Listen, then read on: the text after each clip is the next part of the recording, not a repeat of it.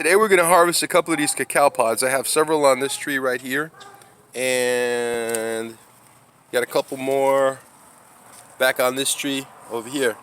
Now this is Florida grown cacao, and the idea is I'm going to harvest a couple of these pods and I'm going to give them to my friend's wife who grew up in the cacao business in Guatemala.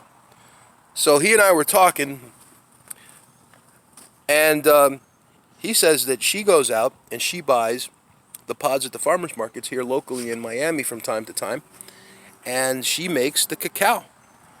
She ferments the seeds, and then after about 7 or 8 days she does the entire process of drying and roasting, and she does it all. So we're going to find out, and I don't know how long it'll take. I'm guessing by a week or two she should have that done.